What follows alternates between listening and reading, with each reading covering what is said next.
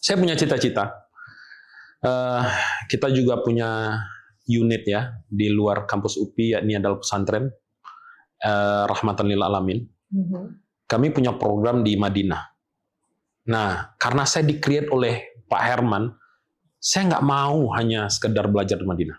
Kami punya cita-cita punya RLA di Madinah.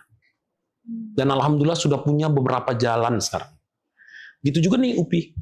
UPI saya pengen melihat UPI nanti ada Universitas Putra Indonesia Kuala Lumpur. Dan mimpi ini harus terus diucapkan. Ya. Gimana Pak Ridwan caranya? Wah, mimpi masa diceritain. Tunggu dulu. Kita terus melangkah. Makanya melangkah. Steady ya? Steady. Oke. Pak, dan di dalam transformasi itu digaungkan ya, UPI bukan cuma sekedar kampus, tapi rumah bagi yang ingin tumbuh, menjadi versi terbaik bagi dirinya. Nah, how did you bring that concept to life? Apa konkretnya gitu Pak? Bagaimana? Apakah dosen-dosennya disekolahkan lagi, ataukah ada sertifikasi? Sebenarnya apa gunanya orang sekolah? Biar pinter dan biar bermanfaat. Apa nggak sama orang tuanya aja? Pasti juga tetap pinter. That's tricky. Why? Kenapa harus sekolah? Kenapa harus SD? Kenapa harus SMP? Membuka pikiran. Bisa, sama orang tua bisa pasti. Biar universitas laku ya.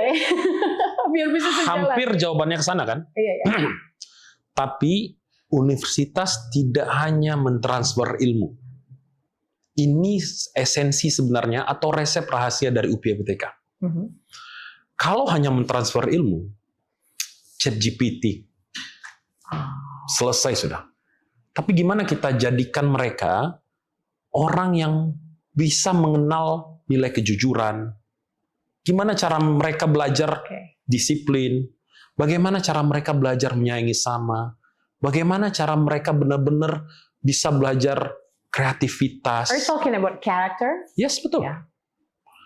Karena mohon maaf, kalau sekolah zaman sekarang hanya transfer ilmu, dia hanya akan menunggu kemunduran dan kehancuran. Karena orang tua nanti akan melihat, akan lebih sopan ChatGPT yang mengajarkan anaknya. Mungkin murojaah sama ChatGPT.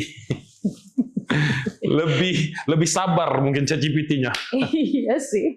Make sense. It does make sense. Tapi anak nggak belajar kesabaran. Dari sikap guru. Dari rasa tunggu.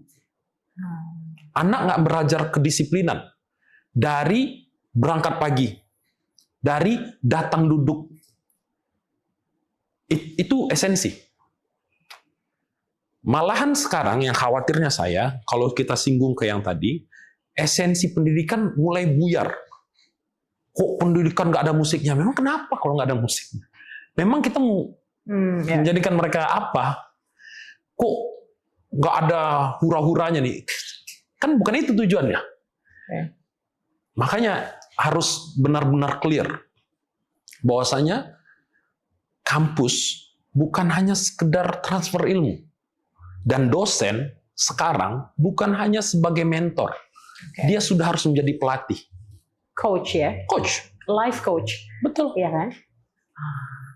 Artinya you bring that concept to life by accommodating education yang berkarakter. Betul. Gitu ya. Baik, Pak, kalau dilihat kan Bapak adalah tipikal leader yang value driven leader gitu loh. Padahal kan you're still young, like 33. Kebanyakan kan anak muda itu pemuda bersinar-sinar gitu loh Pak, yang mungkin orientasinya juga selain value adalah profit, of course. But somehow Bapak justru value driven. Have you ever feel like it's a lonely road? Di mana orang-orang pada dunia profit, tapi Bapak memilih jalan ini gitu. Yang sebenarnya lonely yang lagi nggak tahu tujuan itu. Coba deh Mbak Anda buka kelas kan, terus setelah kelas, nggak pada saat kelas, 1 bulan setelah kelas dia datang, makasih Mbak Anda, saya dapetin luar biasa pandangan bos saya ini segala macam.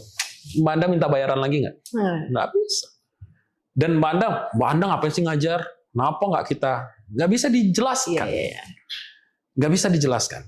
Itulah pendidik, Mbak. Dan saya lihat, selain value driven kita kepada mahasiswa dan seluruh stakeholder, saya yakin setiap manusia itu berbeda. Ya. Kalau gaya zaman dulu kita bawakan, semua murid harus menjadi guru. Bayangkan, ada murid yang nggak bisa matematika tapi dia bisa bahasa Inggris gitu. Ya. Orang tua ngelesin, yang nggak bisa ya, pokoknya nggak minusnya. bisa. Itu bahaya tuh. Bahasa Ya. Inggrisnya nggak bagus, matematikanya juga nggak. Kalau dalam satu silabus perkuliahan, kurikulum perkuliahan, misalkan ada algoritma yang dia nggak bisa, tapi public speaking dia hebat. Ya. Masa kita mau judge dia di algoritma? Ya, seperti kita semua sekarang, kita nggak ahli dalam semua bidang. Kita ahli dalam bidang masing-masing. Gitu juga mahasiswa kita. That's why dosen itu adalah coach.